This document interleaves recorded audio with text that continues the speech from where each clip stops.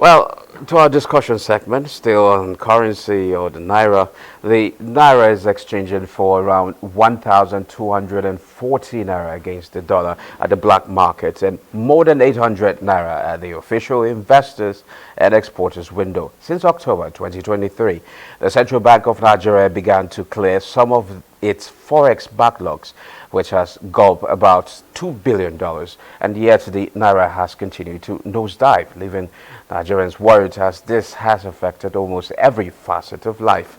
Our attention on Business Express today is on how to improve dollar liquidity and the exchange rate. Our guest is Doctor of Economics, Chijoke Ikechukwu. Thank you for coming on the program. Thank you very much. It is my pleasure. Well, I believe you must be following recent development. Just recently, Bloomberg report ranked Nigeria's currency, the naira, as the worst performing in 2023, followed by Angola's Kwanza and Malawi's Kwacha. How did we get here? What went wrong in 2023? It's really unfortunate and embarrassing that we could be ranked with some of these countries. Of course, the process didn't start today. The whole problem started a good number of years ago, just that the impact is now beginning to be so much on us as a country currently. We cannot imagine that we're the worst third in the world, performing currency in the world. Of course, the Argentine peso was also mentioned, and the Lebanese pound mentioned as the ones before us. But a good number of things were wrong. You also know that it started with the fact that our revenue base depleted, our revenue base went down, arising from the fact that we couldn't produce up to our oil installed output and, of course, capacity.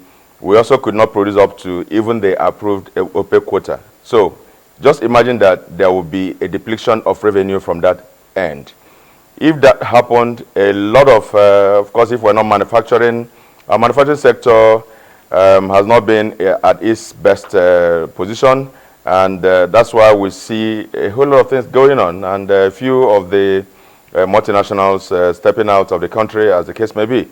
Because if we're producing a lot of exports, I see that there used to be a time many manufacturing companies used to have export departments. Many of them export departments. That meant that they were exporting most of those goods and getting foreign currency. So coming from then to recently the exchange of the naira, as the case may be, you see that at the time naira was to be exchanged, a lot of people, instead of losing their naira that were kept in their homes, they had to go into the market to buy foreign currency. And if they bought foreign currency, of course, what they did was to mop up the entire system. The ripple effect of all that decision is what we're facing today, and many more that we're also facing. Now, one of the promises of this government when it came was to improve the exchange rate, but it has gotten worse. What can we and should be done differently for us to really get it right? Yeah, the outcome of that decision, we're not going to start feeling the impact right now because the situation was terribly bad even before that decision was taken. So we don't expect that there will just be availability almost overnight. So all we need to do is just to have some patience. That patience is going to come in the form that, of course, even if funds, of course, we also know that a lot of monies were being owed a lot of international businesses. Obligations were not met. And so most of the monies that are coming in today are used in settling those obligations that are overdue. And so, first of all, we need to even clean up that particular area. Once we clean up that area, you see that more and more things that are going to come will start funding the market. But of course, we also expect that when our refineries start working as they say they will work, apart from servicing the local market, we are going to start exporting some of the byproducts of some of those things. A lot of byproducts come from refining of the oil. And so if we start exporting them, we are likely to start having more revenue in foreign currency. We need to also look at what is going on in our maritime sector. If we can make more money from there, And then look at what is happening at the solid mineral sector. Solid mineral is just one sector. We have still not started harnessing the opportunities that exist there. We need to take it seriously. Government needs to take it seriously and take mining out of the hands of private people and take charge of the regulation of that area and ensure that we get the desired foreign currency arising from that end. If we do this and many more, we are going to be gradually having to solve some of these problems. But of course, one of the things I've recommended before is the fact that we just need to increase the capacity of the existing banks today. So if we say we're going to increase the capital base of banks and allow foreign investors to come into that sector, you see that a lot of them are going to come with a lot of money to build the capital base of banks. Of course, if we insist that these banks will have to be bought with foreign currencies, they can be so.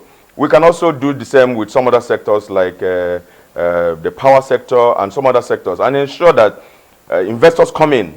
When the investors come in, they have to come in with their foreign currency, and then that can actually bring a lot of it into the country. These are some of the quick wins we can have in order for us to have enough of this foreign currency currently. Well, just like you said, the CBN has been paying backlog of forex to try to increase liquidity of the dollar. Why is the dollar still scarce, and can that move ultimately, improve the exchange rate? It should, but of course, we still do not have enough inflow to be able to stimulate the market in foreign currency base. We haven't had enough because paying off all these obligations have been such that when they are paid, you don't know, maybe some of them are repatriated, some of them are used to solve one problem or the other somewhere. So we don't expect that impact will just come almost immediately. But as far as we continue to pay those obligations over the short run and the middle term, we're expecting to see some improvement in the market. But this and many other decisions that can be taken can actually bring in some succor into that market. Now, I can remember when this whole decision was taken, a whole lot of economic watchers say you need to give it time so that you see that unification that's between the official and the black market rate coming together and things like that. How long do we have to wait for that to happen? You know, at the time that decision was taken, a lot of other things were wrong with the economy. We're talking about the exchange, the change of the naira. We're talking about the change of government. We're talking about the transition of government. We're talking about the fact that revenue base was just low. So these were the things, the multiplying effect of some of these things happening at this particular time. And if we're consistent with what we're doing in terms of settling of certain obligations, of course, what it means is that we're going to start the rating of Nigeria, credit rating of Nigeria is going to start improving, and we can start having access to some of these funds, and investors will start having some confidence again to start coming. But of course, you know, there are some other things that are still affecting the investor confidence. The insecurity in the country is a major bane in the growth of this country. Until we solve this insecurity problem, we are still going to continue to have issues with investors coming into the country. So these are a gamut of things, a collection of things that are supposed to solve the same problem. And so we need to put all of them in one basket and ensure that we solve them head on. Yeah, you know, the federal government have this target of achieving a $1 trillion economy. Is it achievable without a stable exchange rate? It is achievable. You know, once you have a strong political will and all the people working with you have the same will and you are intentional about the decisions you're taking and you are knowledgeable about the decision you want to take, it is achievable. Once we identify that this is the target to achieve, it is achievable once we have enough political will. You know, a lot of people argue that one of the reasons why we're having these challenges is because our manufacturing is not really, we don't really manufacture much. Our economy is not export oriented. Yeah. What other things do we need to really put in place to see that we get to that level where we have a stable exchange rate, where Nigerians can now produce what they use and things like that?